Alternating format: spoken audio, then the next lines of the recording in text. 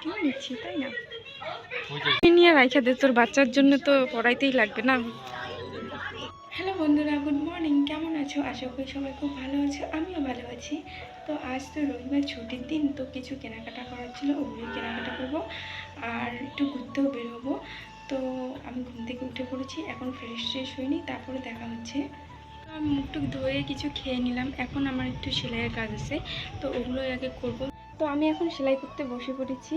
তো এই ব্লাউজটা আমি কালকেই কমপ্লিট করে রেখেছিলাম। একজন কাস্টমার আমাকে দিয়েছিল ব্লাউজটা বানানোর জন্য, তো উনি বিয়েতে যাবে, তো তাই আমাকে বানানোর জন্য দিয়েছিল, বলেছিল একটু তাড়াতাড়ি বানাতে, কারণ এই ব্লাউজটা কালকেই লাগবে। তো আমি একদিনই করে রেখেছিলাম কমপ্লিট। আজকে শুধু লটকনটা লাগাবো। আর তার আগের থেকে আমার জন্য একটা ড্রেস কাটিং করে রেখেছিলাম, তো ওটা বানানো হয় নাই। তাই ভাবছিলাম যে এটা যখন ব্লাউজটা বানানো হয়ে গিয়েছে, তো আজকে এটা আমি কমপ্লিট করি, তো পরে যখন ঘুরতে বেরোবো তখন ওটা পরেই যাব। তো এখন কাজ করিনি, পরে আবার দেখা হবে। বন্ধুরা, তো আমার সেলাই কাজ করা কমপ্লিট হয়ে গিয়েছে। তো আমার জন্য যে ড্রেসটা বানাচ্ছিলাম ওটা বানানো কমপ্লিট হয়ে গিয়েছে। তো এখন আর দেখাচ্ছি না, পরে দেখে নিও, কারণ ভাবছি যে আজকে ওই ড্রেসটা পরেই বের হবো বিকেলবেলায়, তো তখন দেখে নিও। আর এত দিন ধরে এত বৃষ্টি দিচ্ছিলো, আর আজকে হট করে এত গরম দিয়েছে, প্রচণ্ড গরম লাগছে। তো তাই ভাবছি এখন চান টান করে নিই, চান করে আবার দেখা হচ্ছে। হ্যালো এভরিওয়ান, আমার চান করা হয়ে গিয়েছে, এখন দুপুর 2:30টার মতন বাজে, খিদেও পাচ্ছে। তো তাই ভাবলাম আগে খেয়ে নিই, তারপর খেয়ে দিয়ে একটু রেস্ট করে নেওয়া যাবে।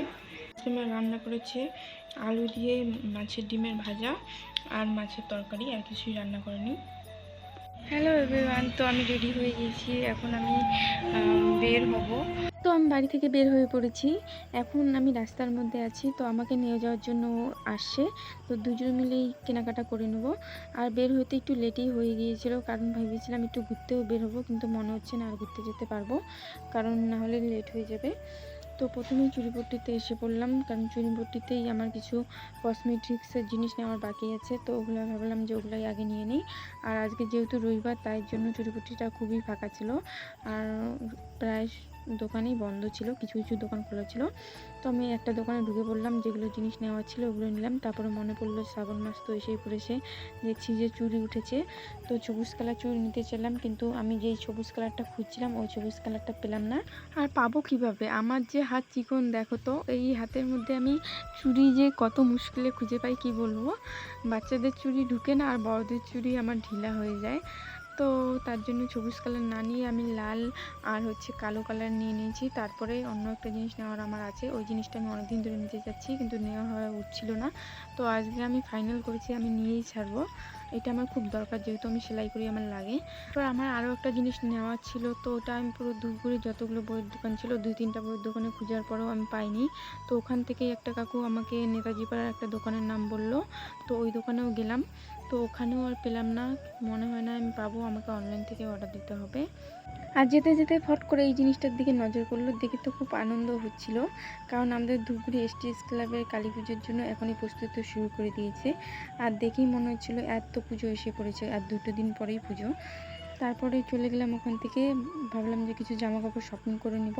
তার জন্য জোর জবরদস্তি করে ওকে নিয়ে ঢুকে পড়লাম স্টাইল বাজারে। আর ঢুকেই দেখছিলাম যে 70% করে অফ ছিল, আর ও আমাকে বলছিল যে তোকে কোনো কিছু নেওয়া যাবে না, যত জিনিস নেবে ও নিজে নেবে, কারণ আমি নাকি নিজে নিজে বানিয়ে প্রতিদিনই বানাই, প্রতিদিনই ড্রেস পরি। তার জন্য আমাকে ডাইরেক্ট বলে দিয়েছে তোর কোনো কিছু নিতে হবে না। আর আমার বলতেছে তুই যেগুলো ড্রেস বানাচ্ছিস ওগুলো সুন্দর, এগুলো তো এতে একদমই ভালো লাগতেছে না, তোর নিজেরটাই ভালোবাসে, এইসব বলে আমাকে সান্ত্বনা দিচ্ছে। আর আমি তো ঠিক করে নিয়েছি যে আমি নিবই, একটা জিনিস হলেও তো নিবই। তার জন্য আমি আমার ওর কথা পাত্তা না দিয়ে আমার এই জন্য জিনিস দেখা শুরু করে দিয়েছিলাম। হ্যাঁ, পাগলা করে দিবি রে ভাই আমাকে রে। দেখ দেখ দেখ, এখনই নিয়ে রাইখা দে, তোর বাচ্চার জন্য তো পড়াইতেই লাগবে না। কালারগুলো কিন্তু খুব সুন্দর, তাই না? তারপর যা যা জিনিস নেওয়া ছিল তো নিয়ে নিলাম। ও তো প্রথমে বলেছিল আমাকে কোনো জিনিসই নিতে দিবে না, আর আমিও তো না নিয়ে ছাড়বো না। তার জন্য আমার যেটাই মন চাইছে সেইটা জিনিসই নিয়ে নিয়েছি।